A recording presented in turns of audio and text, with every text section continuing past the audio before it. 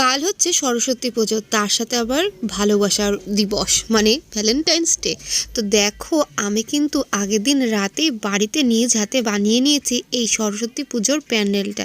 বিয়ের পর থেকে প্রায় প্রতি বছরই কিন্তু আমি এই প্যান্ডেলটা নিজেই করে থাকি। তো পরের দিন সকাল হয়ে গেছে, আমি আমার মেয়েকে দেখো কি সুন্দর একটা শাড়ি পরিয়েছি, এটা ওর পিসি দিদুন ওকে দিয়েছে। তো ও কিন্তু শাড়ি টাড়ি পরে পুরো রেডি। আর সেদিন খুব ঠান্ডা পড়েছিল, ওই জন্য সোয়েটারটা পরাতেই হয়েছে। তো আমার মেয়ে দেখো কি সুন্দর শাড়ি পরে একদম খেলছে আমার সাথে। আর এদিকে দেখো আমাদের পুজো শুরু হয়ে গেছে, পুজো শুরু হতেও তো অনেক দেরি হয়ে গেছিলো। আর এই গিফটটা আমার বরকে আমি দিয়েছি। আর এই ক্লিপটা কিন্তু আমি নিজের হাতে তৈরি করেছি, আমি আমার মেয়ের জন্য, মানে আমার জন্য একটা, মেয়ের জন্য একটা। আর ভ্যালেন্টাইন্স ডের এই কেকটা আমার অর্ডার ছিল, তো সেটাও তোমাদের সাথে শেয়ার করলাম। আর আমার মেয়েকে দেখো, এরপর আর ভিডিও করা হয়নি, তো ফটোর সাথে সাথেই তোমাদের সাথে সরস্বতী পুজোটা শেয়ার করলাম।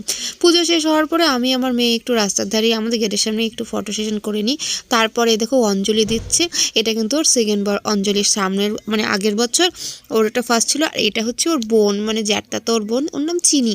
আর আমার মেয়ের নাম গিনি, মিষ্টি ওর নাম। তারপর দেখো দুজন মিলে কিছু ফটো টটো তুলে নিই, রাস্তায় দাঁড়িয়ে দাঁড়িয়ে একটু নায়িকার মতন পোজ দিই। তো কেমন লাগলো দেখো। এরপর কিন্তু ফটো টটো তোলার শেষে বাড়িতে খিচুড়ি টিচুড়ি খেয়ে এই দেখো এটা হচ্ছে মাথায় লাগিয়েছি আমি আমার মেয়ে। তো যাই হোক, ক্লিপটাও তোমাদের কেমন লাগলো। তারপর সন্ধ্যাবেলা আমরা একটু বের হই, ওর স্কুলে গিয়েছিলাম মেন, ও যেহেতু এবার হচ্ছে ওর প্রথম স্কুল, তো স্কুলে গিয়ে বাড়িতে চলে আসি একটু খাওয়া দাওয়া করে। এই পর্যন্তই ছিল সরস্বতী পুজোর প্রোগ্রাম।